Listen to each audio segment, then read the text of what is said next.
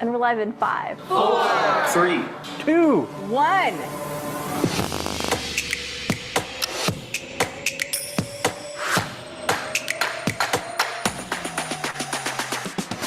Rod. Well, good morning, everybody. Today is Wednesday, September 18. My name is Jens Chapman, and welcome to the Seattle Science Foundation STED Talks. For those who don't know it, STED Talks stand for Spine Technology Education, and the D is multifocal. It's discussion, discovery, discourse, debate, and we have a great subject, content, expert panel here today with our presenting professor, Dr. Frank Vizesi, a PhD from Sydney, Australia, and he's going to be here as an expert on bone fusions. We've had this topic many times, but in difference to the previous occasions, this is a non-commercial speaker. Dr. Vizesi will be introduced in greater detail later, but he has been sought after and has been the chief scientific officer of multiple companies, and he's now in academic pursuits only, and speaking here as an academician and expert on bone healing only. So we wanted to tap into him as he's here in the US, and we have him here in person.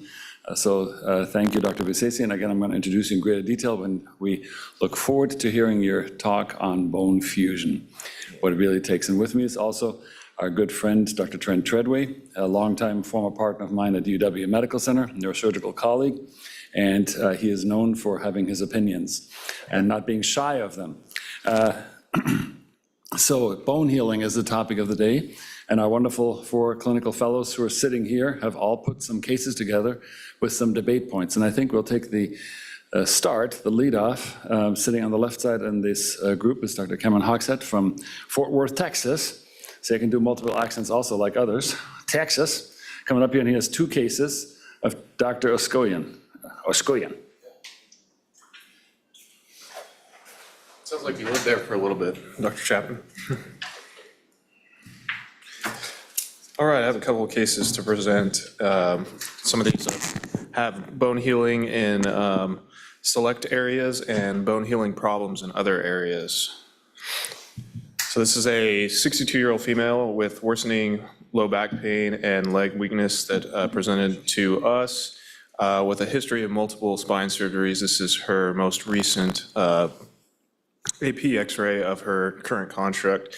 She is unable to ambulate more than a block. She, at baseline, ambulates now with a walker. She was previously independent ambulator prior to her multiple surgeries. Her past surgical history was in 2016. She had this L3, L5 posterior instrumented fusion construct. I have X-rays of that that we can look at later for lumbar stenosis, neurogenic claudication.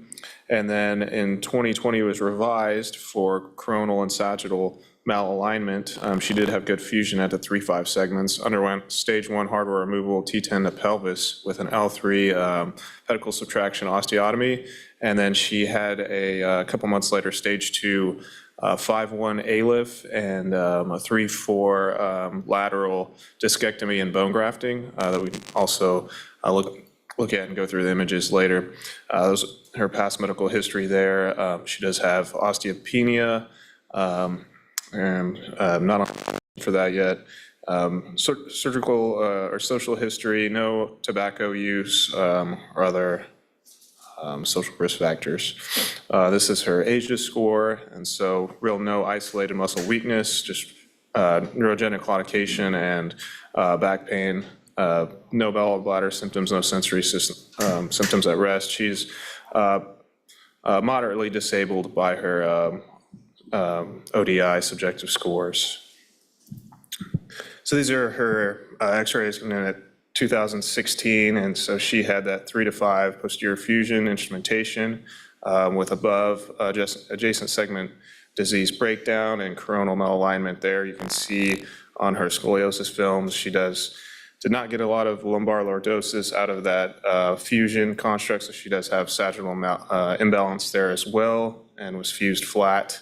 Later revised 4 years following with the L3 pedicle subtraction osteotomy. She's got S2AI screws in her pelvis up to outrigging rods, 4-rod construct up to T10 with some temporary rods there across the L3 pedicle subtraction osteotomy.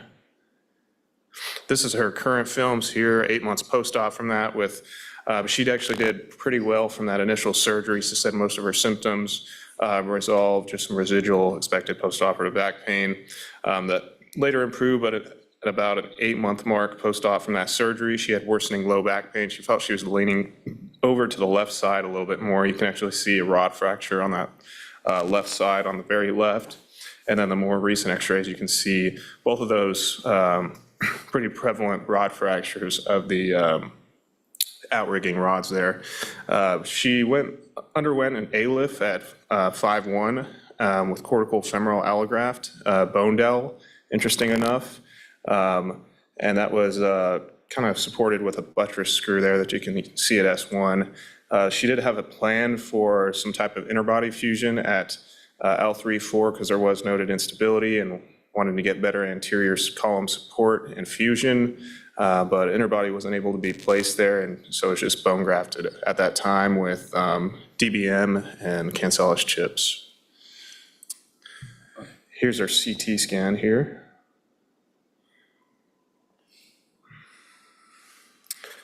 So going through, you can see the bilateral rod fractures, the outrigging rods. You can see evidence of pseudoarthrosis at that L3-4 junction that she's levering from, continued instability that likely caused the rod fractures there, and then significant osteoporosis. So let me ask first the surgeon, but then Dr. Vizesi, because I have a very specific question for Frank.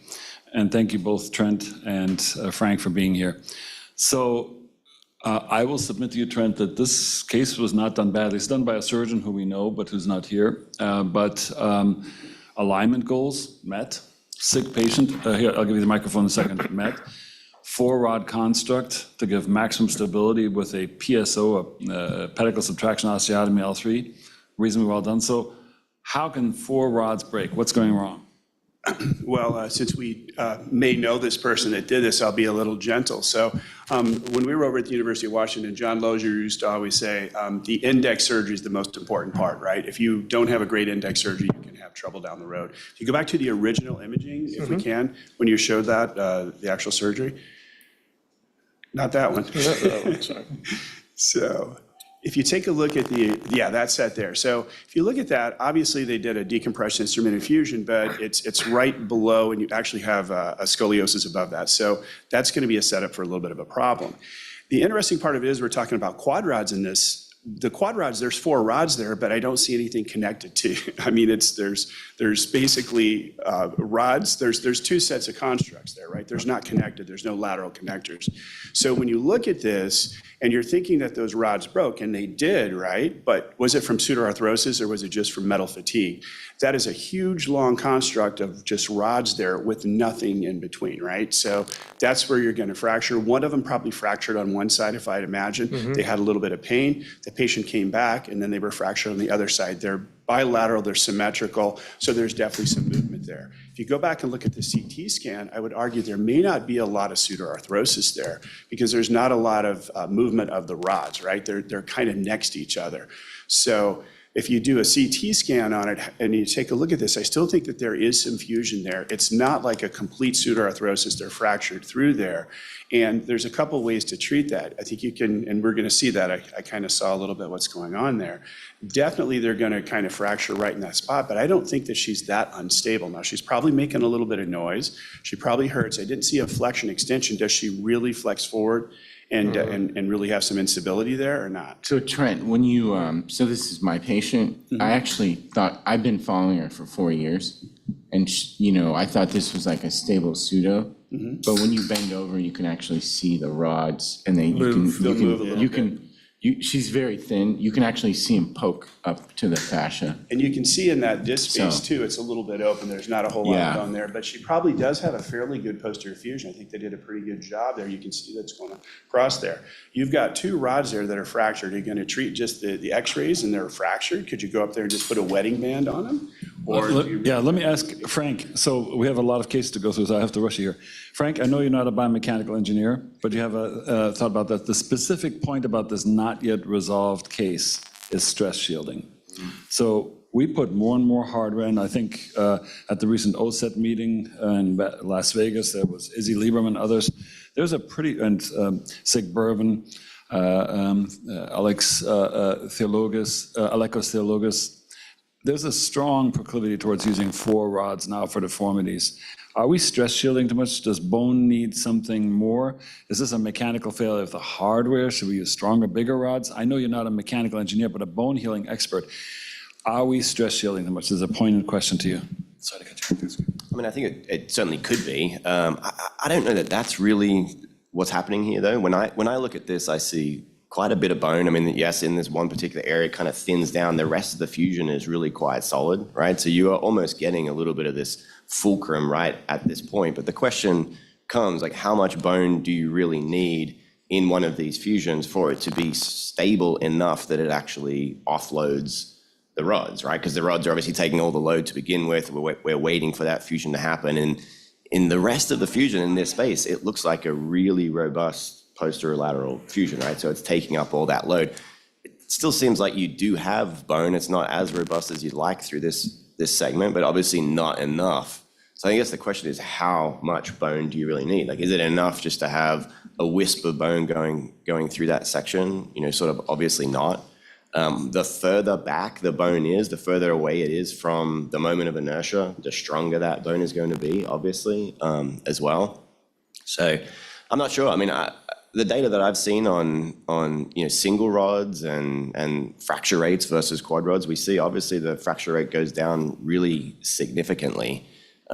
So stress shielding could be a factor, but I think in this case, when I look at it, it's just that one area of less mass of the fusion itself. So it's not just enough to get a bridge, it also has to be a robust and thick bridge of bone, and it's lacking in that one spot.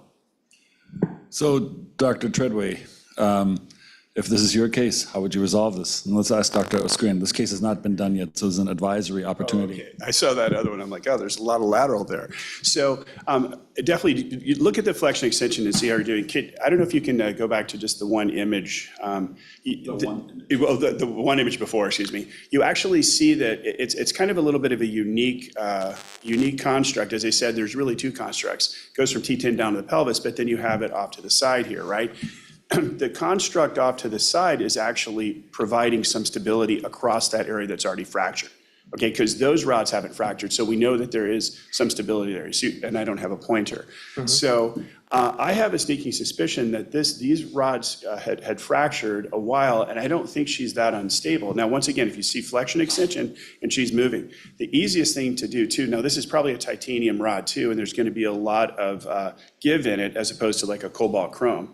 You could actually go up there, and I think you could actually just work on the hardware and not necessarily have to do a fusion. While you're up there, I would use some lateral connectors to the construct that's already there, and definitely you could throw down some more bone, but I would argue there's actually a pretty good fusion there. The other thing too is this person is a little bit older, I would imagine. How much bone fusion do we really need in these older patients? Because she's never going to make that much bone that she's going to be 20 years old again. So I think just stabilizing the rod, I think, would probably be a reasonable option. Before we hear of Dr. Oskrian's plans, Frank, older people don't form a lot of bone anymore. Is this a form of ageism, or is there a biologic substance to this conjecture? I do touch on this a little bit in my talk coming up, but we do see some differences. Obviously, the concentration of stem cells dramatically decline with age. We know our healing does decline as well. That's just a fact of life. So, Rod, you've had a lot of input. What are you going to do? Well, so I think, if you look at carefully on the CT, there's a pseudo at, I think, whatever that level is. The PSO was done, and as you guys know, I mean, PSOs have a high pseudo rate, and there's robust bone, but there's literally one, you can see that disc space, there's just one area where there's no bone.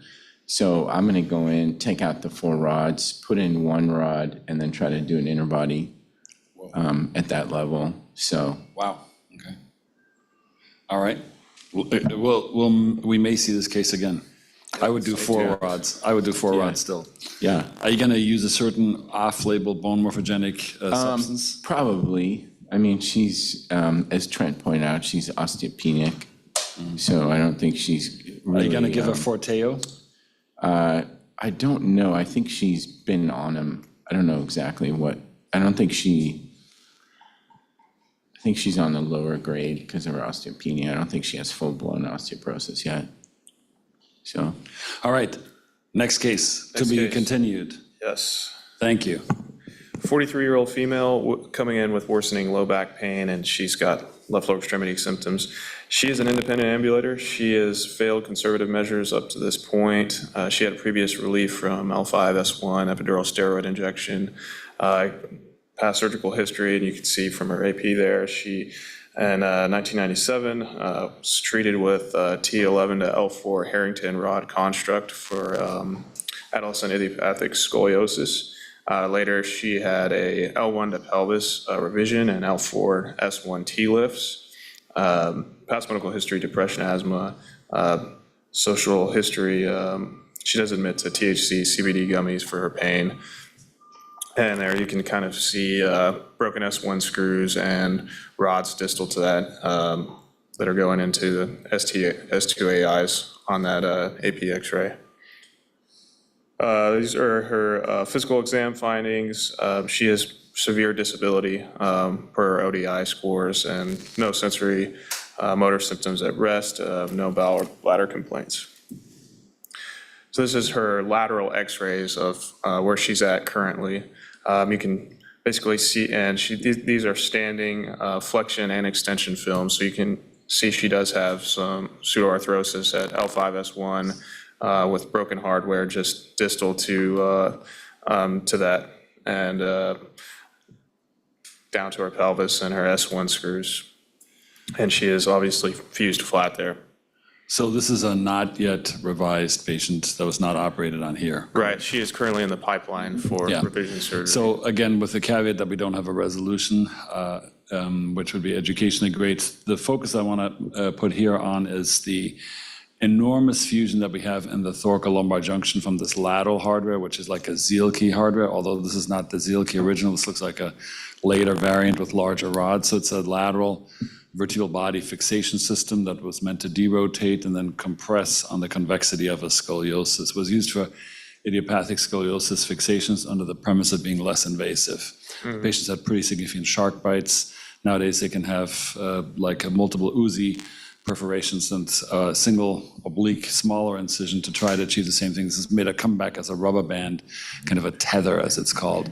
But Frank, assume that we have all seen these x-rays, and this goes to Trent also, of these idiopathic scoliosis patients have had just 2 rods, Harrington-type rods, stainless steel usually, and they have unbelievable fusions. Is this due to the young age? Is this due to the fact that in those days we took huge amounts of iliac crest autograft and packed it in there? How can these older rod constructs have such unequivocally robust fusions? Any thoughts on that? Well, I think age for sure is a big factor in this particular case. Iliac crest, when you get a solid iliac crest fusion, I mean, it's a rock solid, very thick, robust, tree trunk type fusion, like biomechanically very, very strong. If you compare it to, say, the fusion that we might get with BMP sometimes, BMP fusions they tend to have a much higher rate of fusion even than iliac crest, but sometimes the quality of the bone is less so. Right? So is it less mechanically strong even though it has a higher fusion rate? So I think sometimes what we'll see, and I mean, my experience is more on the preclinical side, obviously not the clinical side, but we'll see failures with iliac crest where you'll have a pseudo line through it, but the ones that fuse are just absolute tree trunks. So these are great comments. This is, again, the most common site of non-unions, as we all know, of deformity surgeries are at the lumbar-pelvic junction. There's a clear non-union also of the SI joints. Trent, what are we going to do here? So we need a deformity correction. We have a non-union, not just of L5S1, but of the SI joints also. Any thoughts, as the patient has had a PLIF, I think, with a PEEK cage, a plastic cage at L5S1. Any thoughts on how you want to revise this to get deformity realignment and fusion? Sure. These are, I must admit, these are kind of unique cases I've just seen. It's a solid fusion all the way down to 5-1, right? I think most people are going to agree. The problem is going to be at 5-1. It's also unique in that lateral view. It looks like this was done a long time ago when she was younger, and then she kind of fractured, and she probably grew a little bit too. So I don't know what age she had the surgery. Yeah, it was in 97. She's 42 right now. But how? so Yeah. So. she was, yeah. But it's a very, the real problem is going to be at 5-1, and then what can you actually do? Can you actually basically scroll through that there? Just on the coronal. So basically treating the 5-1. Now, I'm not a huge anterior person because I think anteriors have their own problems. I try to do everything through posterior T-lifts. In this case, I would recommend doing an A-lift at 5-1. And she needs to be stabilized across and I would put new screws in it at 4. I can't, if you go back to see, she needs 4 or 5 and going down to 1. Going into the iliac crest is also reasonable. However, the SI joint, if she's got a lot of SI joint fusion there, putting SI joint screws across that level is very reasonable. There's a few people that are trying to do an inside-out technique when they're there. They're going to basically do it's like an S2 alar screw. And they're going across the SI joint, but that's only one point of fixation, and they have a tip. They typically will rotate around there, so they'll fail. And so I went over across the street with one of my colleagues and had to take one of those out and then did SI joint screws on that patient, and her SI joint pain went away. But this patient's real problem is at 5-1. She's got a great fusion all the way up and down. As far as correcting her deformity, she's pretty young, but that's the straightest spine I've ever seen. And so if you're going to go in there, you're going to have to take the hardware out and do multiple level, probably PSOs to try to get some lordosis. I don't know if that's a long run for a short slide. If her pain is really at the 5-1 and SI joint, that may be all you need to do. So. All right, microphone to Dr. Askuyan. So I'm pleased to say that this is your case. This is not a straightforward solution. No, I mean, so I agree with all the comments, The problem is that trying to figure out what to do with her SI joints. And then she definitely, I think trying to figure out how to get a good fusion at 5-1.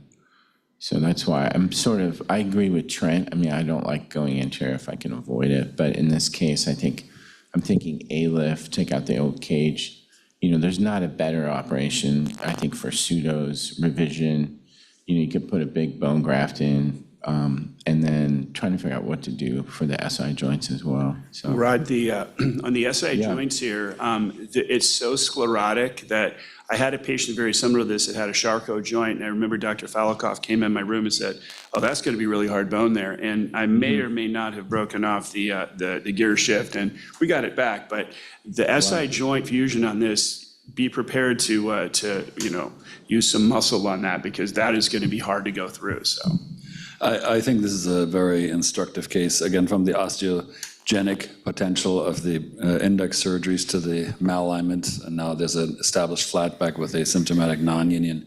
That's a destructive non-union. That's a problem.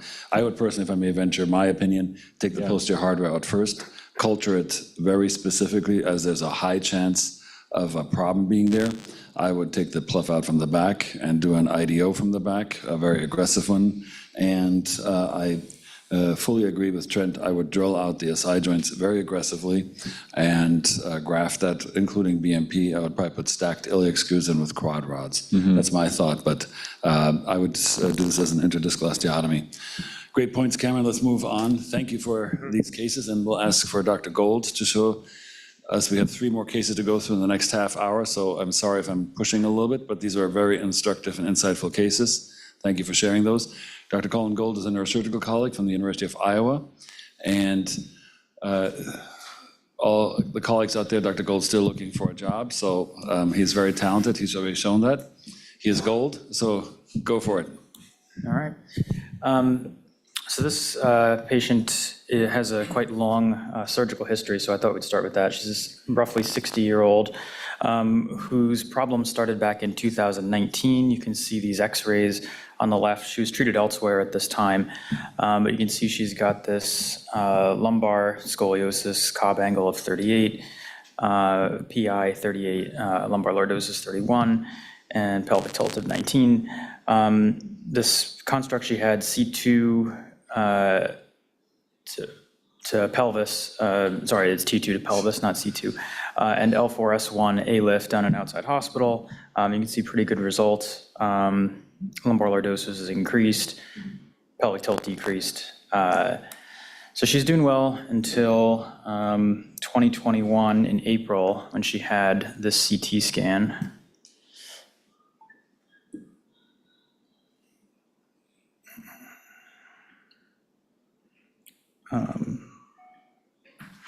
So the patient had a series of fusions. I think the first one was up to T9 or T10. She failed there. The outside surgeon then extended the fusion up to T3. She failed there. The outside surgeon extended the fusion up to C2. And then he saw this hardware pull out. The patient had severe pain. And the surgeon wanted to fuse it to the occiput, so turn her into what we euphemistically call a stick person. And she then came to me. Yeah, so you can see on the right is when she came to Dr. Chapman with these pulled out posterior instrumentation in the C-spine. So then the first surgery Dr. Chapman did was this two-part thing here, anterior removal of C4 to C6 hardware, C3, C4, and C6, C7 ACDF. And then revision of the posterior instrumentation from C2 to T12, complex instrumentation, pedicle screw fixation with C2, C3, 4, and then a cable at C2, and then an osteotomy of T3, T4 for 3-column correction, interbody fusion, and BMP at T3, T4, and yeah, that's pretty much it. Cross-links, BMP throughout. So I have a question first for Dr. Vizesi. This patient was a former smoker. And then the second question will be a technical one, a kind of ethical one almost, if I may, to Dr. Treadway. So Frank, how long does it take for a smoker to be clean in their body and their bodily healing functions of nicotine to safely do an elective fusion surgery? I wish I knew the answer. I do not know the answer. You don't know the answer? No, I I do know don't. the answer. It's never. So it's Why is that? because their bone, even though that they've been smoking for 40 years and you stopped 6 weeks before, you're still not going to have the blood supply there. It's the kind of the horse has left the barn. Now, you can use other options and try to help get a fusion, and that's going to be important. But there are some people that are being chain smoking 2 packs a day and they will fuse. So there are some people that will do that, and they will come in and like, you know, you may fuse, but we'll see. But I don't think you're going to get them back to square one. So microangiopathy. Dr. Boozer, Zori Boozer is here from New York. She used to be in LA running the bone healing lab with Dr. Wang. Zori, can you hear us? Can you unmute yourself? You're a surprise visitor. Yes, yes, I can. Dr. Vizesi does not know the answer of nicotine cessation and bone healing. Do you have an answer? Thank you for joining us, by the way. It's a nice surprise. Thank you for having me, and good to see everyone. Well, unfortunately, I kind of have to agree with Frank that, and I don't think we can ever, I don't know the answer, but I don't think a smoker can ever go back to have a bone that will be purely comparable to a non-smoker. We can certainly help with cessation, and there are all the studies that have shown X amount of weeks, but there is a lot of clinicians and researchers who still are not sure if that cessation of 8 weeks really helps.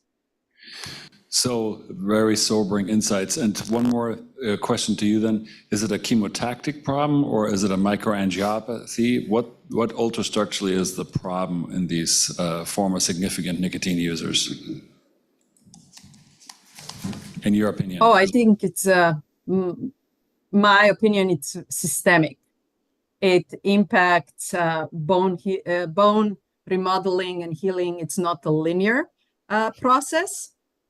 So it impacts all stages of healing and from cells, if those are osteoprogenitor cells, then angiogenesis, the speed of remodeling, inflammation that's needed initially. So it gets really complex. That's why I don't think in general, and I did have a later follow-up questions for all of our faculty. I think with comorbidities, there is no single comorbidity that can be easily put in a bucket of where it impacts bone healing and remodeling and that we can easily reverse it. Great points, and to our audience, I hope you realize this is amazing and this is unscripted. This is the power of SSF. Thank you all for your attendance. We have 2 world experts here on bone healing, so it's very cool. So Dr. Vizesi here and the audience, and Dr. Buser from New York.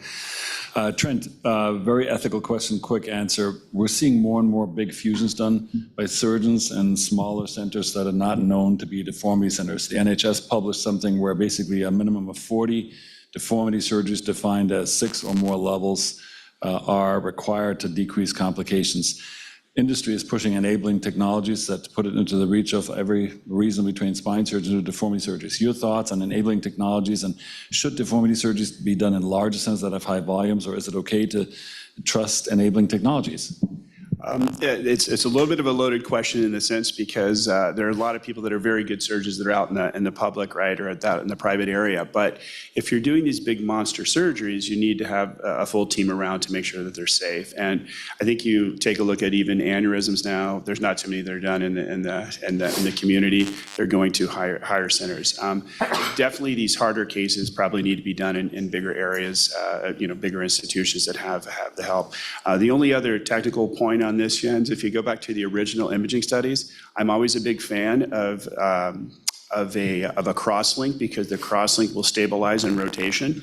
And for some of the fellows, once in a while, I may or may not have had a patient that may have woken up running out a little bit of the propofol, and as they started to move, I started to see the actual rods move, and it wasn't great. They put the patient back to sleep and everything's good, but it reminded me of the Tacoma Narrows Bridge. If you lock them, if you basically put a crosslink at the top and bottom of all the constructs and a couple up through there, you'll probably be in a safer position. And those posterior cervicals pulled out, and if you look at what Jens did, there's some crosslinks up at the top, because that crosslinks will help you in the long run. And you did a sublaminar wire too up there, and so that's gonna help you out. So the pull out, if it's really going to pull out, if you have crosslinks on, it's going to pull out the whole thing, and that's very rare to do. But if you don't crosslink it, they will pull out. So. And we put those cervical pedicle screws in under direct visualization without a robot. No, don't get a post-op CT. They're perfect. Direct We drilling. used to operate without robots. Yeah. So now the plot continues. So I did not open up the whole spine. I opened up the cervical spine to the thoracic spine, tied into the old, quote, solid fusion. Colin? All right, so presentation to clinic after this, 60-year-old woman who presented with worsening back pain around the thoracolumbar junction for about a month. She heard a loud pop when she was leaning forward to pick something up off the floor. Pains relieved by lying flat, worse was standing up. And then no pain down the legs or concerning signs for cord compression. Her full history, she's been treated for osteopenia with alendronate, vitamin D, calcium, I'm not sure what F is, and a bone stimulator. And she's a former smoker. When she presented in February 2023, you can see that rod fracture at the thoracolumbar junction right there that was unilateral at the time. She was given a Jewett brace, PT prescription, and at this time, she supposedly stopped smoking for permanently. And then she came back in January 2024 with the X-ray on the right with bilateral rod fracture. Her physical exam at that time was this, basically neurologically intact. And here's some advanced imaging at that presentation.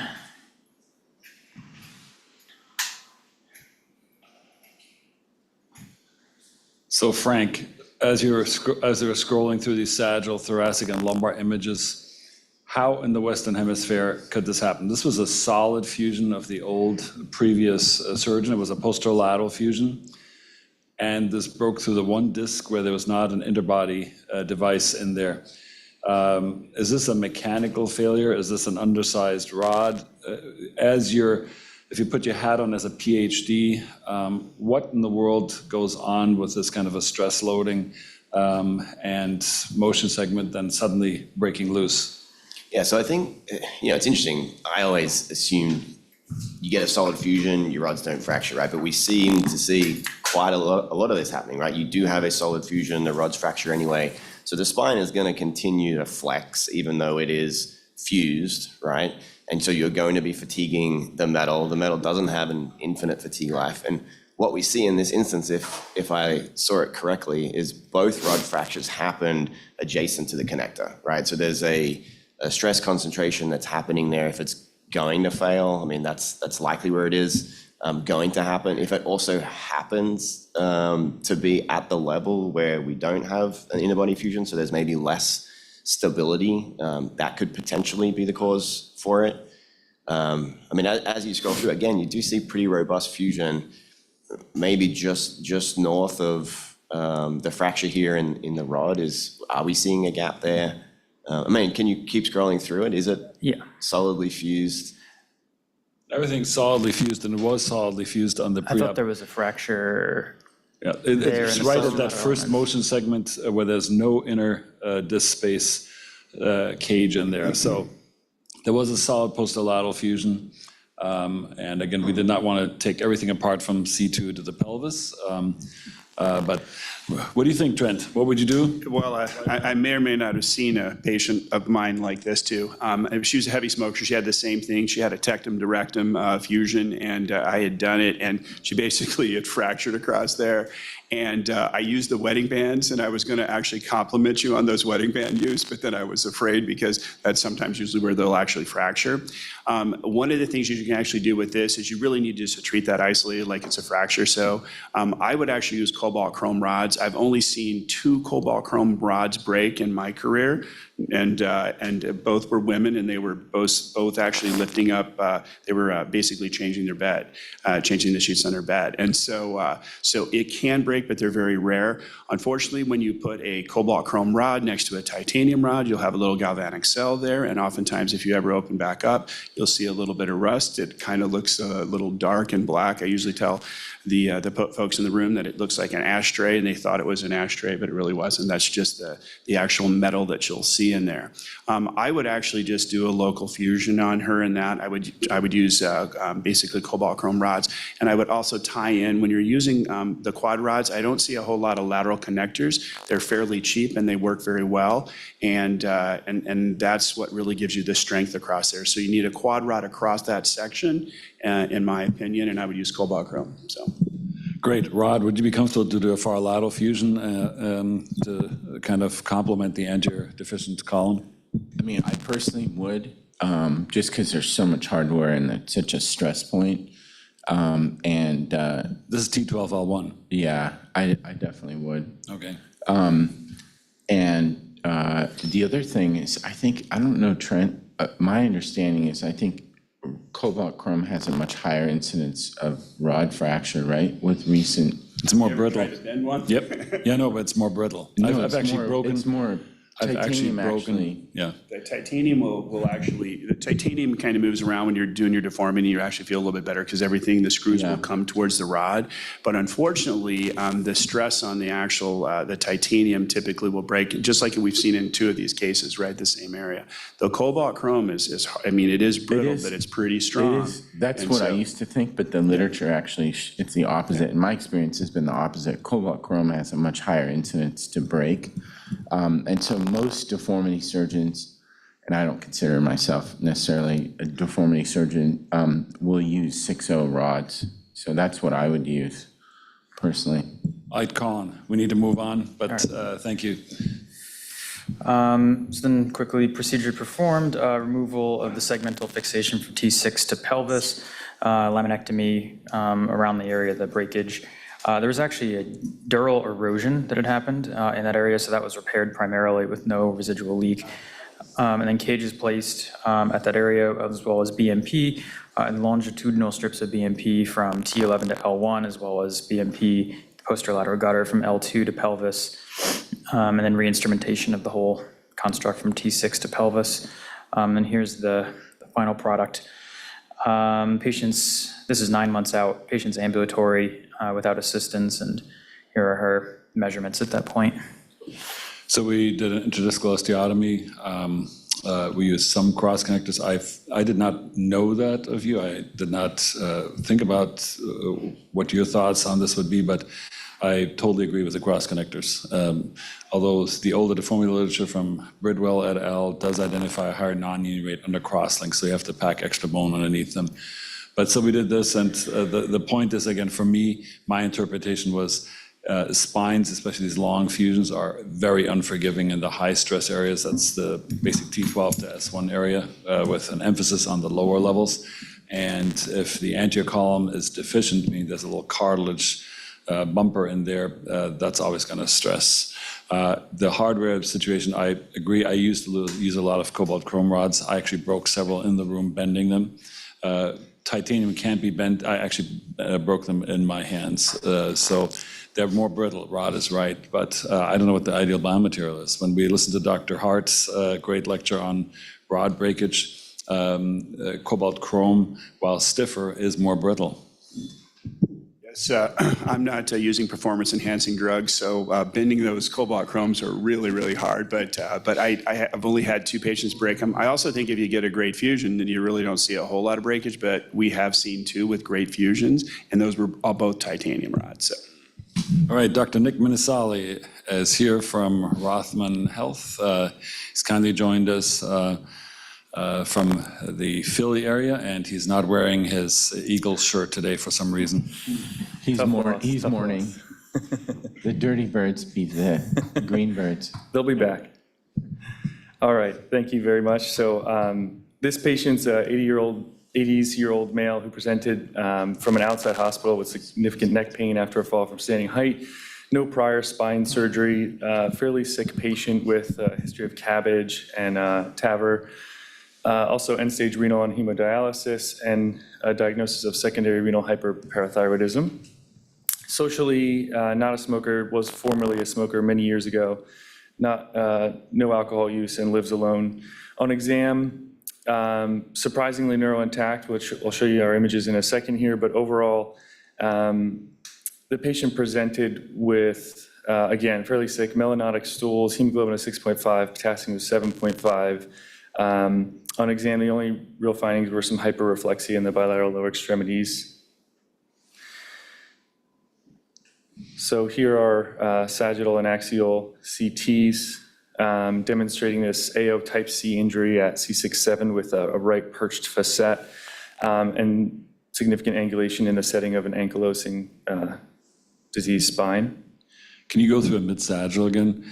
That's very evocative. So Frank first, and I'll ask Zori also, what's going on with these hyperostotic diseases like DISH, D-I-S-H, disseminated idiopathic skeletal hyperostosis, or ankylosing spondylitis, or any mishmash of the two? What makes them so powerfully healing, despite the fact that this patient has literally every physiologic parameter working against them? End-stage renal disease, dialysis, former alcohol user, significant former nicotine user, to the point that despite nicotine cessation years ago, the fingers remain yellow-orangish. Why do they heal like this? Yeah, I mean, again, you stumped me on this one. I mean, I'm gonna have to phone a friend on Zori on DISH as well. I mean, obviously, we do see they have very robust fusion, and I'm sure it's a chain of really significant biological events that are happening. But again, yeah, I'm not an expert on this one, so I'm not going to pretend on this topic. Dr. Boozer, do you have any explanations? I know this is a left field, but we see this a lot, right? I mean, these are medical nightmare patients. But yeah, look, great, good one. Yeah, Any idea these form? sorry, my network is a bit unstable, but Yeah, it's New York. It's only New York. Roving power outages. So why do these physiologically very challenged patients in certain circumstances form bone like crazy? This man, literally on every single front, has a hit against him. Nicotine, alcohol, cirrhosis. He's not obese. End-stage renal disease. crazy calcium levels, non-compliant. Did I forget anything, Nick? The list goes on, literally, but he heals bone. He fuses his spine and then he breaks it because he falls. Why do they form bone? That's a tough one. I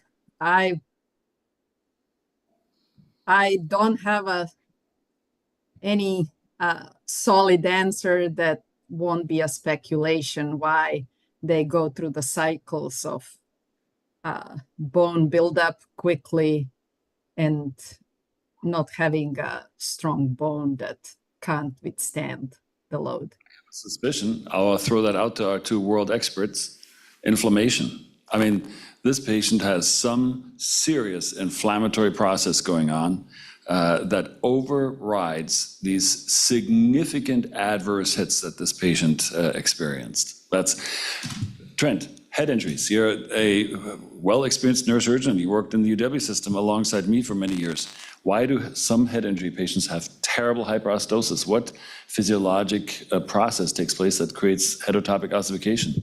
Well, that's $1 million questions we don't know, in my opinion. However, I mean, bone morphogenic protein, I always would think that these are the patients we should have actually cloned BMP from, right? Because these patients really make a lot of bone. The supraspinous ligament was actually completely solidly fused. I mean, this is fantastic, right? But it's just different ways that we're going. Why do some of the folks over in Korea and Japan have OPLL, right? And so but we'll see it here too. I must admit, when I first got to the University of Washington, training in Chicago, we see an ankylosing spondylitic patient a few times, maybe every 2 months, and then we get over here, it's a whole different population, right? And you see it all the time. You see it a couple times a week. And these are dangerous cases. He's totally fine. This patient's totally fine until they have a fracture like this. And then you always talk about the long bone fractures and how to heal them. And you were part of those papers on treatment of these patients. And some of them don't do so well with surgery, but they also don't do too well without surgery. So you're kind of in a little bit of a predicament here. But I'm sure you're right on the inflammation, because it's always either an ankylosing spondylitic / dish type syndrome, and there's going to be some autoimmune problem, but I bet their BMP is a little bit stronger than some others. So, Rod, we have a fracture dislocation C6-7. The patient is miraculously neurologically intact, mildly increased tone. You've seen the physiologic parameters. This patient actually had this fracture earlier and this got worse, so we didn't show that part. But what would you do now? I mean, can we go anteriorly? This is a very unstable situation. The patient is, after a heroic effort of our intensivists, metabolically and cardiac-wise, amazingly resuscitated within a dialysis-dependent patient's parameters. What would you do now? I mean, I think, clearly that this is now unstable, so it needs to be stabilized. I mean, unless he's palliative and family doesn't want to do anything. Au contraire, he's actually totally corpus mentis, and him and his family want everything done. My favorite body posture. The arms crossed, we want everything done. Yes.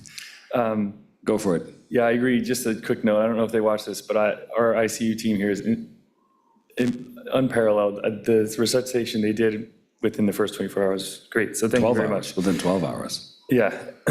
So we did a posterior laminectomy, C6 through T1, and then a C7 subtotal corpectomy for the deformity reduction. Did an open reduction, C6 to T1, and then fused from C2 to T4 with dual core rods and 2 crosslinks. And we used local bone graft, which I think is an important part of this case, given everything we're talking about. And so here's my question. So we did a deformity correction from the backside. If you can see the manubrium, we now have an anterior access angle. Before that, it was not possible to access the lower cervical spine because the manubrium was basically at the level of C5. Do we, in this evidently osteogenic patient who is clearly a high-risk patient, now take this opportunity for restored cervical thoracic junction and put an anterior graft, Trent? Or can we hope that the same osteogenic miracle will repeat itself with an anterior column reconstitution? Well, like our Eagles fan, he's hoping, and so I think it's reasonable to do that. What I would have actually done a C7 corpectomy, it looks like is what should have been done. When you said partial corpectomy, though, that's always a little bit interesting because you really want to have some good end plate there. And so I think this is fantastic. Ironically, I don't do a lot of cross-linking in the cervical spine on just regular degenerative patients, but on these patients is really important because of that rotational torque. So I would think you're probably going to do a C7 corpectomy. Is that what was done? We haven't done that in partial corpectomy. Let me just explain. I learned that from the great Dan Rue.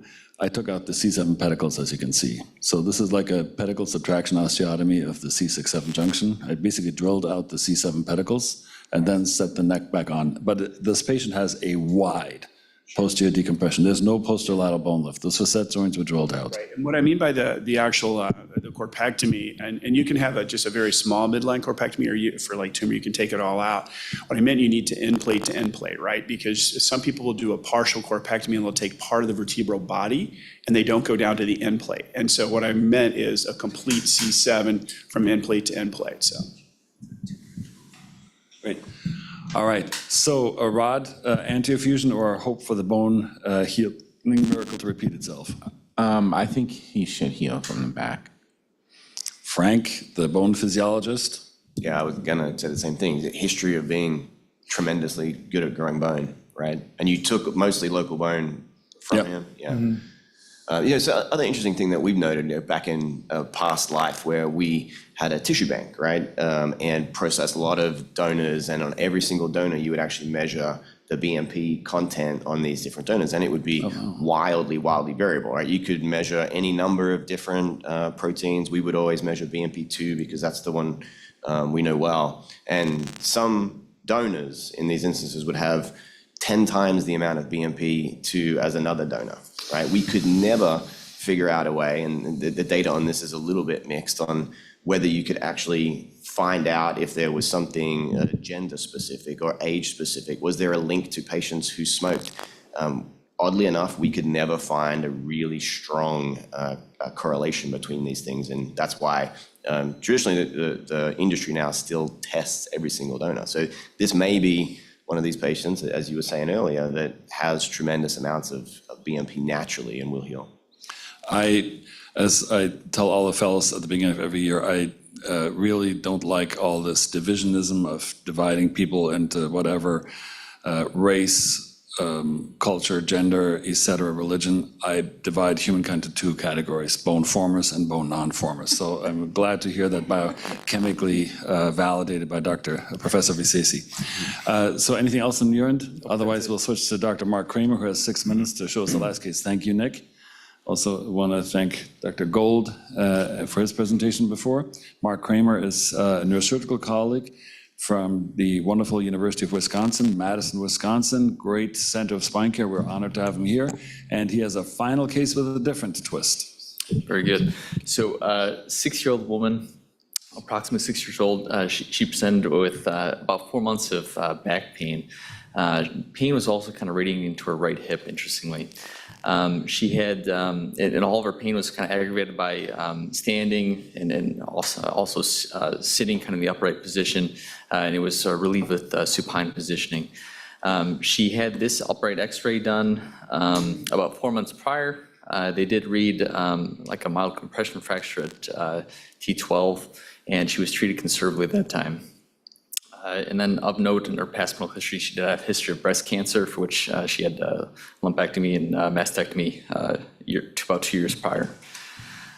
So this was ultimately due to progressive back pain. She got this scan, and this is when she was ultimately sent to us. You can see this T12 expansile lesion with some central canal stenosis there. Actually, this is just kind of run through this briefly here. You can see the narrowing there, and the tumor doesn't significantly involve the posterior elements. Okay. On exam, she was intact.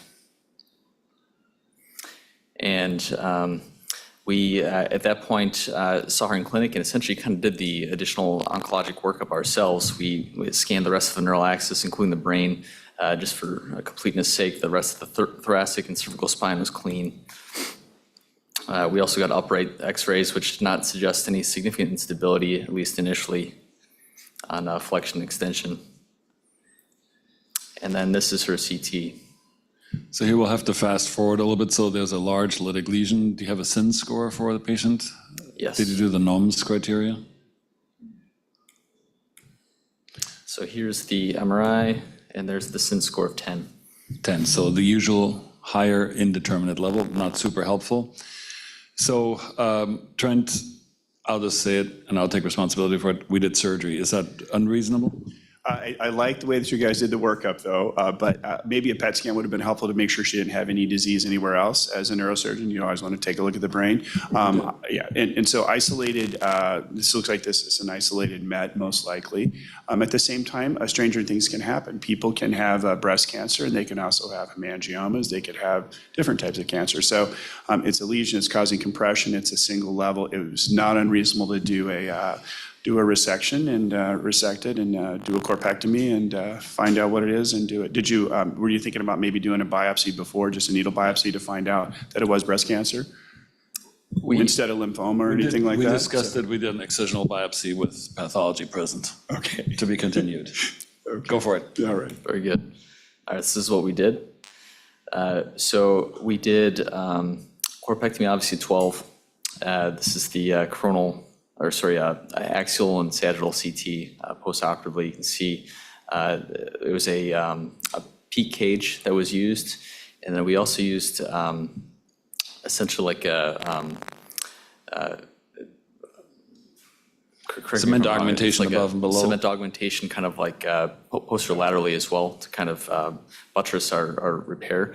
And it was just a short segment fusion from 1 to up to 11. And then we also used cement augmentation vertebroplasty also above and below. So sorry to shortchange your, and we'll go to the resolution of this in a second, presentation, which is very nice, Mark.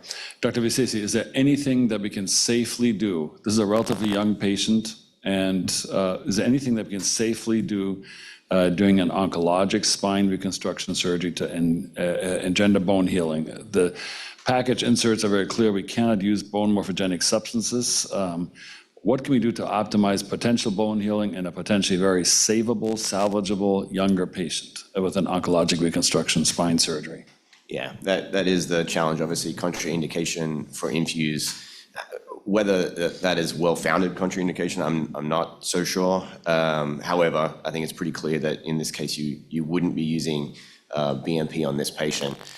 So then it comes down to, back to the basics of kind of the orthopedics in terms of how well are you doing your carpentry, where are you getting your bone, what else do you actually have available to you? I mean, there are a ton of options. Personally, I still feel osteoinduction is the strongest bone-forming mechanism that there is. So getting the best DBM that you can get, along with either a ceramic material or chips to build that out. Then obviously, beyond the bone graft, I'd be thinking also what kind of cage are you going to use? Can you use a material that may have a little bit more of a contribution to the healing, per se, than just PEEK? Maybe it's porous PEEK or it's porous titanium, where you may be able to get some bone integration as well. So great point. So move forward, please. So we had a complication. The patient came back with an indolent, painful caudal hardware failure. So this is about 6 weeks postoperatively. She was actually more so complaining of fatigue and some kind of abdominal distension and constipation symptoms, for which chest or abdomen pelvis CT was ordered. And that's when we saw this. So ultimately, what we're seeing here is that the screws below have essentially not quite pulled out, but they're kind of subsiding. They've moved caudal within the vertebral body, suggesting hardware failure at that level. The screws above look okay, and she's developed a little kyphotic deformity at the level of the corpectomy. So I've tried to do less invasive oncologic surgeries. I was trained, like you probably trained, in doing 2 or 3 levels above and below oncologic diseases. And I've had at least 2 patients, I think probably 3 patients, where this backfired despite attempted cement augmentation. This is just a foolish thought in a very active patient to limit the surgery and have a false hope for cement augmentation taking the place of a multi-level construct. Yeah, I think 2 levels above and 2 levels below is definitely what I would have done. I don't use a lot of cement because I think it smells. No, I'm just kidding. And it's just something I don't really use a whole lot. Also, if you ever get an infection and then you're in a little bit of trouble because now you've got cement in there and you've got an infection and it's probably not going to clear. Especially also with tumor, I think you probably guys use the radiolucent or the peak so that you could actually do radiation. You don't get a lot of hardware artifact. I still kind of prefer the metal cages because it's nice and strong and I know it's probably not going to fail. It's interesting that the screws kind of went down like that, and she's not that osteoporotic. She's only 60 years old. So something's a little bit odd on this. I bet she may have probably sat down a little too hard, or when she was going to the bathroom, like sitting down. I bet you there was a little bit of trauma associated with this. So osteopenic for sure. She's actually quite osteoporotic. She was in this cachectic tumor disease. She has a neuroendocrine tumor. So you're quite perceptive. Yep. Oh, God, I was right. Yes. So keep resolving, please, Mark. So we took her back and did what, in retrospect, I would have probably preferred to do in the first place. So we did actually a quad rod construct, and I apologize, it has to be kind of split over 2 scans here, just as it's a thoracolumbar junction here, but you can see we went 2 above and 2 below with our instrumentation, and then replace those L1 screws and a better trajectory with larger screws, and also augmented with cement all these other levels. Yeah, you can see the osteoporosis despite a low pressure cement application, literally every segmental vessel had some, fortunately, physiologically inconsequential cement leakage. But yeah, my favorite topic, as you know. But yeah, so this again just underscores, and we showed this case, and thank you, Mark. Sorry to cut you short there, how difficult it is to deal with oncologic patients, osteoporosis, non-healing, no local bone being usable, certainly no pelvic autograft or iliac crest autograft, and trying to create a salvage reconstruction of somebody. She's actually now doing... Yes, she's at 3 months. She's actually doing very well. These are her images from recently, so. Thank you to our fellows and to the discussants for great case discussions. Great honor and pleasure to have Professor Frank Vizesi, a PhD from Sydney, Australia here. I'm repeating my joke from before. He is one of the world leaders in spinal fusion and bone healing. In that capacity, worked with several larger companies as a chief scientific officer. He is now creating a startup company called Theradaptive that does not have any commercial products yet, so there's not a CME violation. And he is a professor at the University of New South Wales in Sydney. We thought it would be great in this unresolved issue, as these cases, I think, underscore, to discuss bone healing from a non-commercial standpoint. Frank, it's great to have you here, and I hope you don't mind that Zori Boozer is here also. I love Zori. Yeah, you guys are a small community, actually, so come on up here and tell us what you know about bone healing and what we can do better. Thank you. Thank you so much. So just remember, Zori is there. She's listening. If I need to phone a friend again, I will. Okay, how do we get this guy working? Okay. Let's see.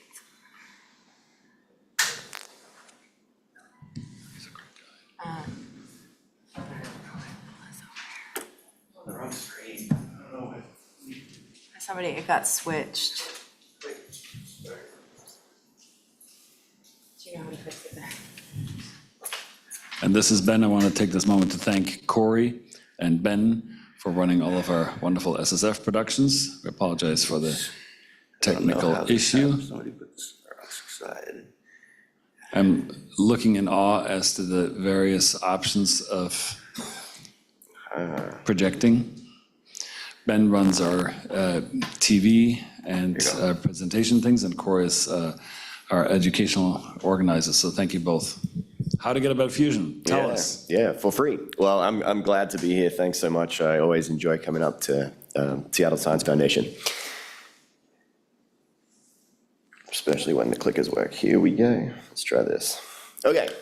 So I'm going to talk a little bit about some of the basic techniques and some of the things that maybe get overlooked about how we can actually utilize what's currently available to create a fusion, and not really talk anything about any of the available commercial products you might think of.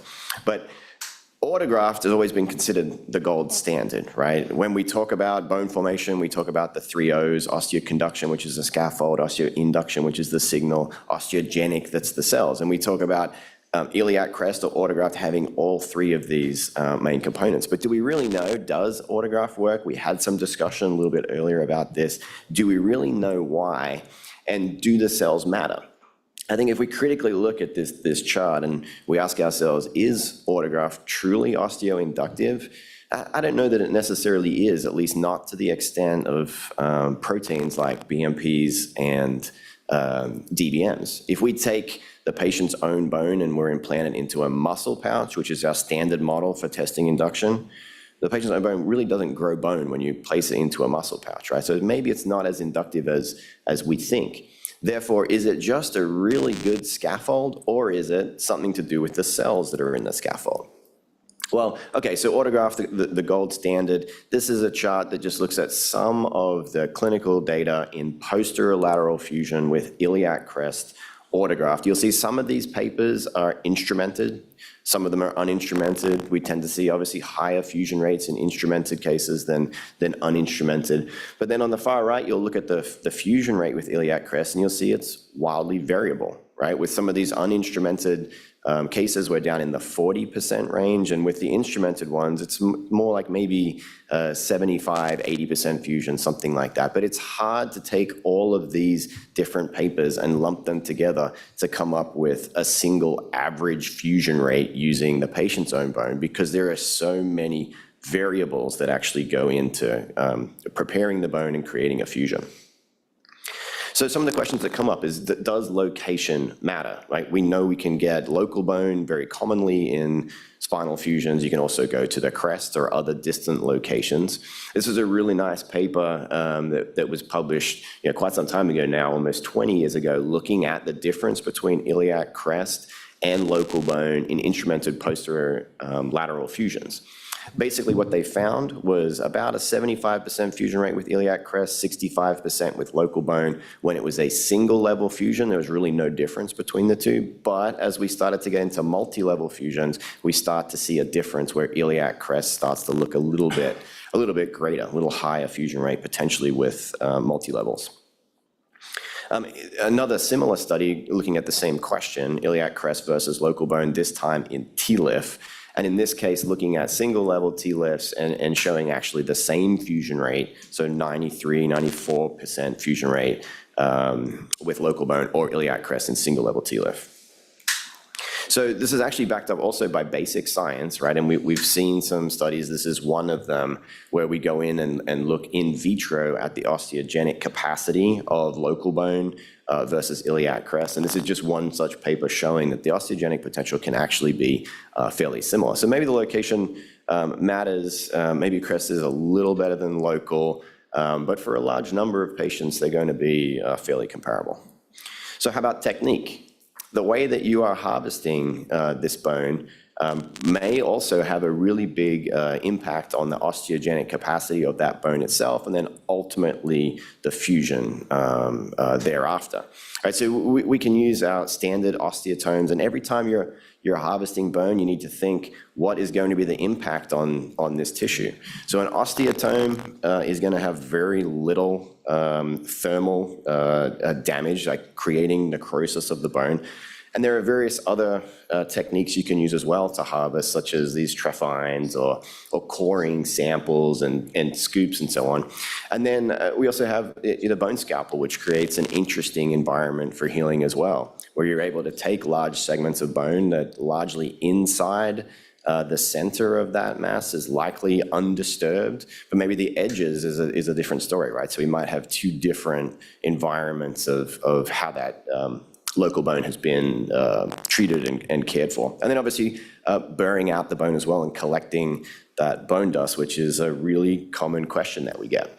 Right, so to answer that question of, is bone dust that we collect from burr shavings as osteogenic as, say, iliac crest that's manually harvested. There's been quite a few papers on this as well, and I think the general conclusion is that bone dust material that you collect in the Lucan strap, it still does retain some osteogenic capacity, but probably significantly less than if you just manually harvest bone, right? So the more care or the less disturbance to that bone, the more likely you're going to keep the cells inside that material viable, vital, and perhaps that will matter for a better fusion, which we'll talk about in just a few slides.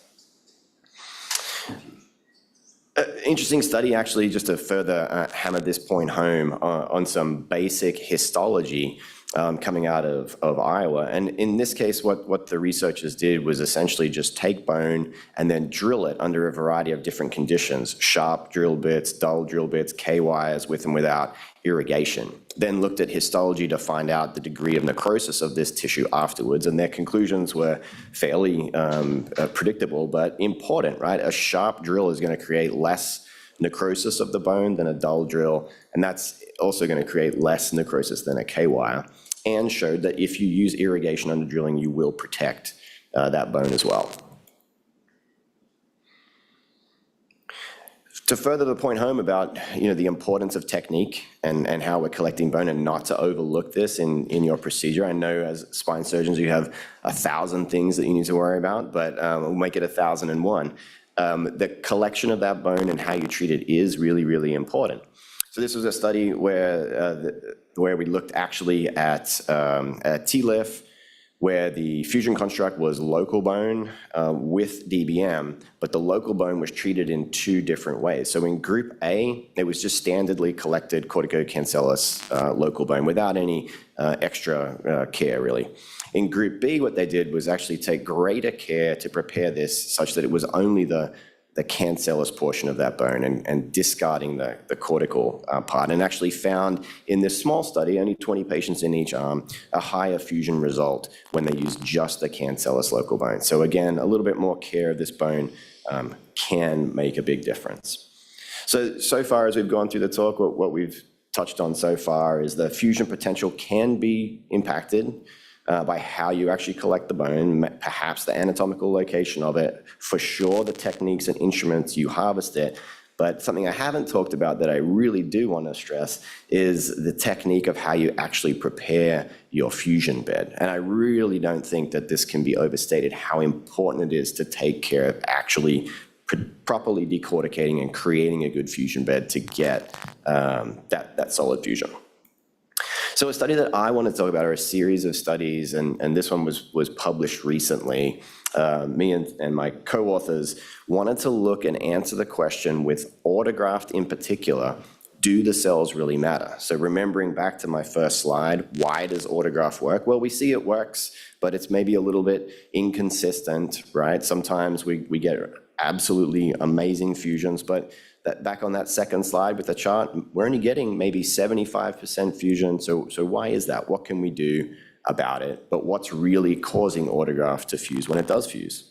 Is it because of the cells? I think inherently we believe that it is, but do we actually know, right? So our first experiment was a rabbit spinal fusion model to answer the question, do the cells in iliac crest really matter?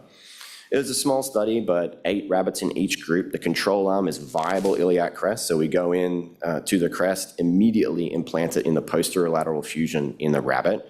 Standard fusion result in this model is 60 to 70%. And then our test group is a completely devitalized bone graft, so eliminate all of the cells in that graft. And the way that we do this, we harvest the iliac crest, we rinse it off to remove the non-adherent cells, and then freeze thaw it to kill off any of the cells that are left behind. We then implant them into the model, and this is what a fusion looks like on the left. You see really robust bridging.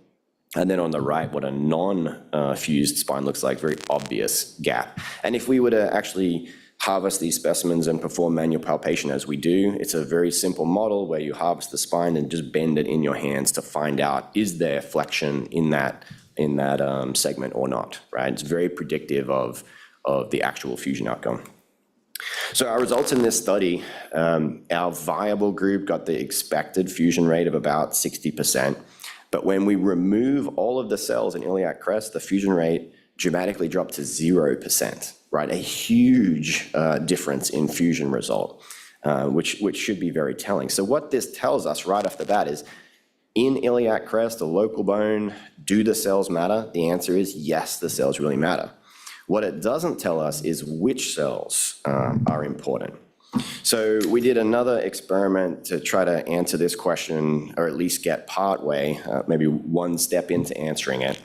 And our approach here was to say, well, let's take the cells and just create two subpopulations, the cells that are adherent to the bone and the cells that are not adherent to the bone.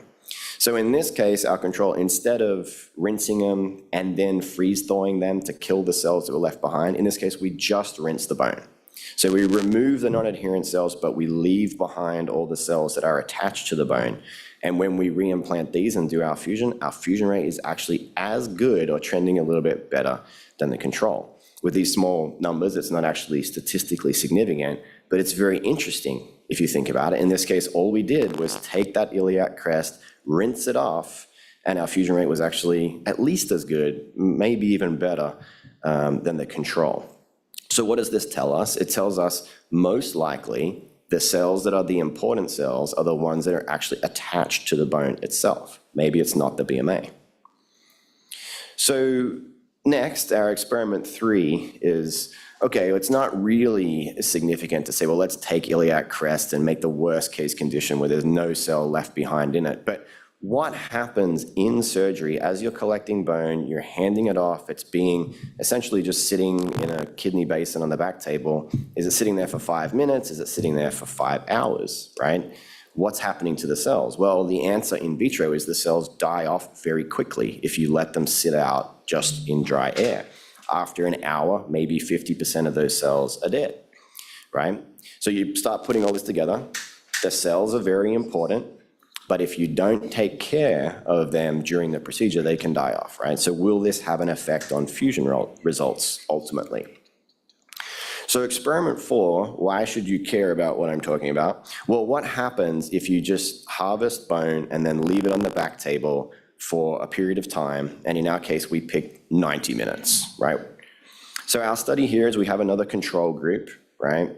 We then have 2 test groups. A test group of dry for 90 minutes. That's where harvesting our bone, we just leave it out under dry conditions for 90 minutes. And then a test group of hydrated. We take that bone, instead of leaving it out dry, we simply submerge it in saline. So our control group in this case, again, the expected range, 70% fusion. It's exactly what we expect to see. And our test group, again, 90 minutes. I know I'm building the suspense here, but 0% fusion, right? Think about that for a second.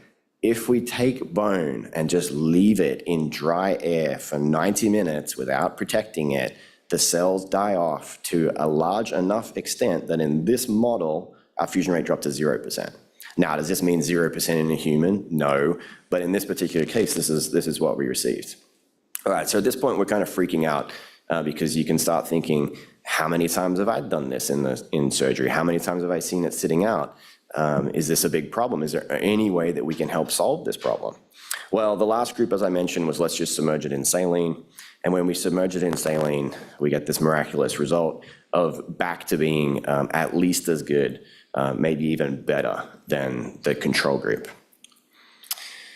So we're going to touch a little bit on the end about how we're actually going to leverage this data.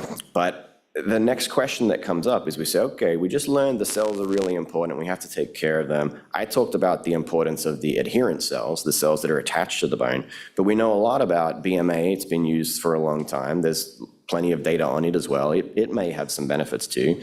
So what about those cells in BMA? Some of the early work that's been done on BMA, this was a seminal paper actually out of France where they looked at tibial non-unions and the use of concentrated bone marrow.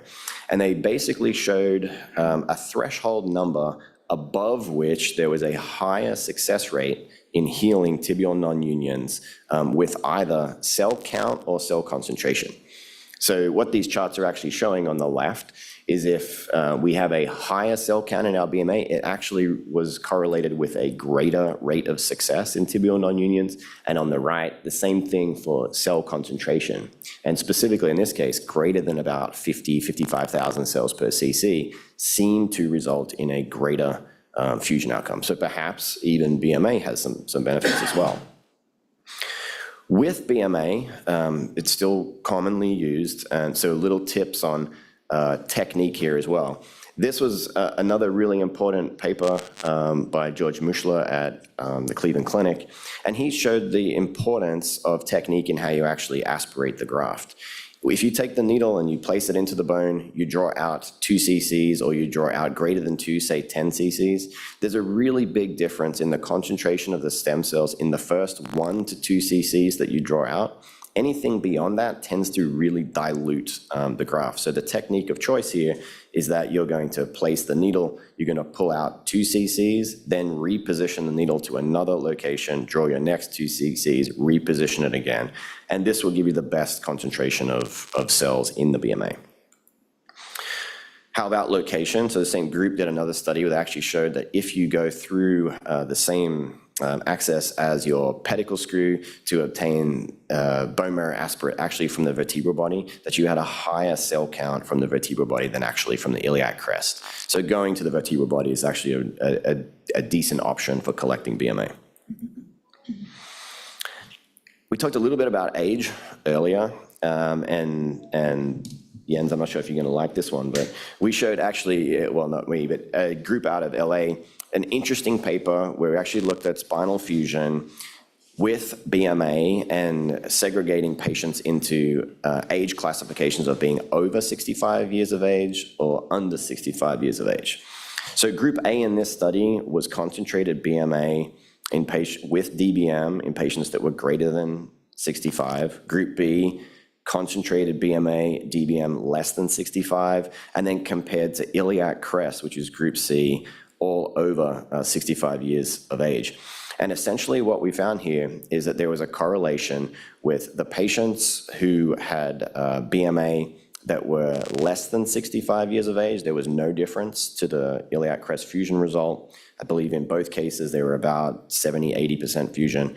However, the BMA that was taken from patients over 65, the fusion rate dropped dramatically down to about 35%. So perhaps there is a greater justification for use of BMA in younger patients than older patients. And this should make sense, as we talked about earlier. Stem cell concentration does dramatically decrease with age. What about cellular bone matrices? So there's lots of these on the market. So these are allograft products that include cells. I just showed you some really interesting data when you use the patient's own bone that the cells were really, really important. With CBMs, these are products that are a high price point, often 3 times more than DBM materials.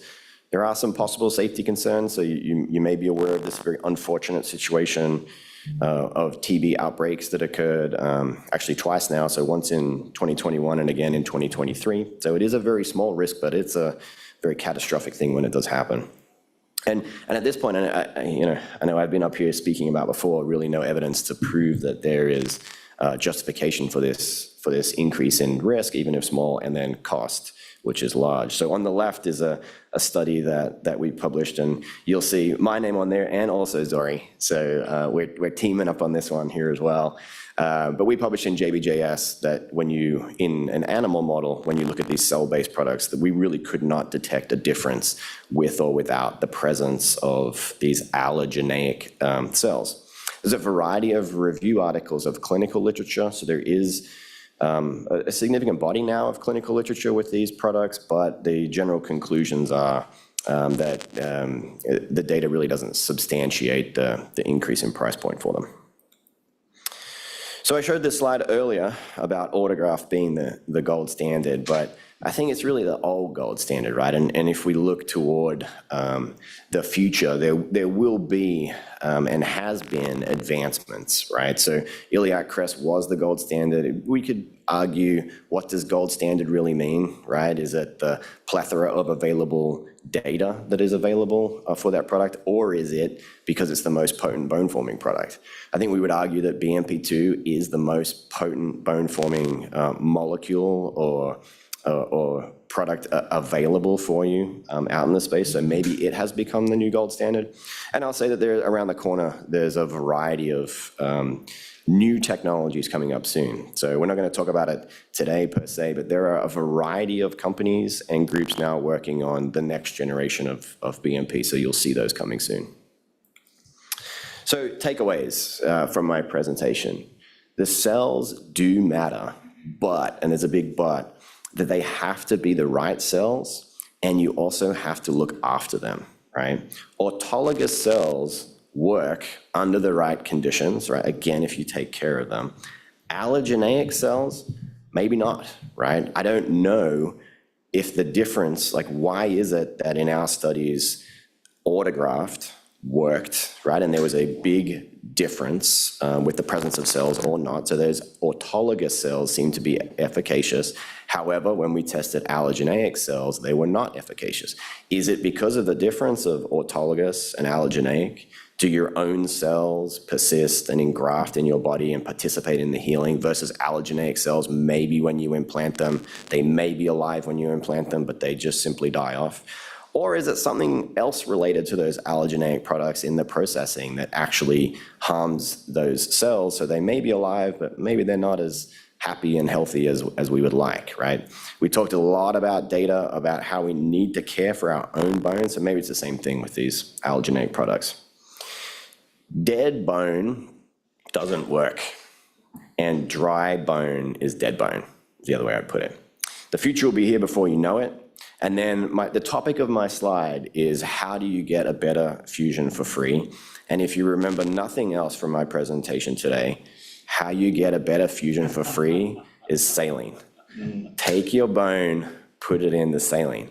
I will also say, when you do this, if you're not currently doing it, I'm interested to find out if you are already doing this or not. You will take your harvested bone, you will place it into a bunch of, like a basin with saline in it. You will then see the saline starting to go pink, and you might freak out and say, all the good stuff is floating away, right? All that pink stuff, that's all the osteogenic cells that we need. But remember, in our studies, when we took bone and we rinsed it and we removed that non-adherent cells, the fusion was at least as good, if not better, right? I don't get any royalties on saline, but please use saline. The end. That is awesome. Thank you so much. We have a very limited time frame. Zori, please unlock your microphone. Thanks for joining us. Frank, fantastic to have you. Always a treat to learn from you. Particular treat to have you here in persona from New South Wales, from Sydney, Great to be one here. of the best cities in the world. Here are two quick fire questions. Sorry, we're running out of time. Number one, dissection. Does dissection matter? I am an older surgeon. I was taught in my first exposures, and he's a semi-old surgeon, so he can back me up on this. I was taught to dissect the spine with a Cobb elevator and sponges, no electrocautery. Nowadays, we don't like blood loss, so we basically electrocauterize the surface of a host bone quite a bit. Do we kill the host bone cells disadvantageously? One of my suspicions is, in the olden days, we did not kill the bone, we just hoped for blood clotting and then stuffed a heck of a lot of iliac crest in. But are we killing the host bone by doing too much electrocautery on the bone surface? I think for sure you would be, right, on the very surface. You're taking that cautery and you're burning it down. I mean, you can smell it, you can see it, you know it's not good, right? So I think for sure on that surface level, if you're over cauterizing, then yeah, you will have a local effect of making that bone necrotic and killing off the cells. That will be a great follow-up study for somebody to do, to actually take bone, take what we have done in these studies, cauterize it, and see what extent of cautery gives you the same drop in fusion. Because, again, I do think it will have a local effect. Obviously, if you're just going in and using a cob and elevating off the cortical bone and, you know, scraping away to make it bleed, it's going to be a better healing environment. But you need to obviously contain bleeding as well. I have all these questions. So does volume matter? No implications here, but should we have impacted bone, let's say in the posterior gutter, the most hostile fusion environment imaginable, biomechanically, as we saw in several cases, not advantageous either. But should we impact our loose morselized bone graft to a large volume to kind of compress it in there? Or have you established a minimum? Volume matters for sure. So there was an interesting paper out of Korea where they actually looked in TLIF, and they looked at a variety of different bone grafts, and it was local bone mixed with hydroxyapatite or beta TCP, something like this, in these different groups. And then during the study, they actually measured the amount of graft they put into the disc space. What they found in the study is the combination of the different types of graft did not matter for increasing the fusion rate. However, the one takeaway was the volume of graft did matter. And in their TLIF, if I remember the paper correctly, it was above or below 12 cc's of total graft volume that went into that space. Now, that might not just be how much graft did you pack into the space, but it might be how good was your discectomy to create the space in the first place to put more graft in there. To answer the question about posterior lateral, in posterior lateral, it's a race between bone formation occurring and the ingress of soft tissue, right? So a couple of ways you can win that race is you can use something that is more potent and is going to grow bone faster, like BMP2, or you can create a bigger mass of bone so that the ingress of soft tissue has to move further for it to get in the way. So I think the short answer is absolutely yes, there is graft does matter. I have an answer for you in TLIF of what that is, 12 cc's apparently. I don't have an answer for you in posterior lateral, but I think it's really important. Now, back in the day, I had seen surgeons who were so intent on packing a really significant amount of graft posterior laterally, you'd actually take out large chunks of muscle to make room for it. And then that's going to obviously, you know, maybe it has a benefit in more graft, but it's going to impair the healing by, you know, taking out your blood vessels and so on as well. So I think, yeah, it's a balancing act. I have so many more questions. We're out of time, but I have one more question. Inflammation seems to matter for bone healing. The substance that we're not going to mention commercially here, but a bone morphogenic substance, let's just circumscribe, is that clearly has a very potent inflammatory effect, so much that in the anterior neck it's actually contraindicated. It's a black box warning. So how can we harness inflammation? How can we avoid how can we use the benefits of non-steroidals or avoid them? So talk about inflammation, non-steroidals, and bone healing, and how to harness it and how to prevent non-unions by using non-steroidals too early or too long. Yeah. So on the side, I mean, obviously we've seen that BMP2 is the most potent bone molecule we've had commercially available. There have been other proteins that have been looked at preclinically. BMP6 is a great example. We haven't yet had a chance to see those clinically to know if they would actually have the same sort of inflammatory responses. But I guess the question is, with BMP specifically, why do we get that response? Is it because the BMP is not well bound to the carrier itself? I think that's the take that variety of companies are looking at to try to actually improve on BMP. So the other company that I'm working with, they're Adaptive, we're actually looking at it in that respect as well, to say how can we actually change the BMP protein to make it adhere to the carrier so that it should hopefully have less of an impact, both with swelling and then also ectopic bone formation as well. So inflammation is very, very important. It's one of the first, phases that we need. We need to harness it, but there's, good inflammation and bad inflammation, right, as well. Dr. Boozer, any thoughts from New York to your co-author, collaborator, bone healing rival, friendly bone healing? No. I second everything Frank says and 100% agree. It's critical. We just have to keep in mind, and we ran out of time. I had a question for Frank, is there are so many different types of graft materials, and it's a never-ending game with versions and generations. And then when it comes to resident and fellow education, it becomes challenging understanding which graft material is the right material for the particular patient. So Frank, just a quick question. How do you navigate this very complex field of Yeah. different materials? Great question. The way I navigate is actually using this chart, right? So osteoconduction, induction, osteogenic. For me, again, as I mentioned, the most important is osteoinduction. Osteoinduction you'll get from recombinant BMP2 and from DBMs. DBMs variably inductive. So I think this is the most important bone-forming mechanism. If you need a scaffold, you have a variety of options to use for scaffolds, be that synthetic or be it allograft. My personal opinion is you want more than just a scaffold if you're in a challenging fusion environment. Perhaps if you're operating on a pediatric patient who heals really well, you may not need BMP, you may not even need DBM. Scaffold may be just fine. But I look at this chart and I try to relate everything that I hear, because there's 1,000 companies with 1 million different products, and relate them back to the known mechanisms of action. So when you start to hear somebody marketing a product towards you with a term that you have not heard before, I would try to come back and relate it to what does this term really mean? Is that a scientific term or is that a marketing term? And just go back to the basics, right? We violated the saline rule yesterday. We did a big scoliosis fusion, and I'm horrified now how I impacted probably tons of dead bone. What I tell people is you don't have to worry about what you did yesterday, just what you can do From now tomorrow. on, there'll be saline sponges on that bone graft.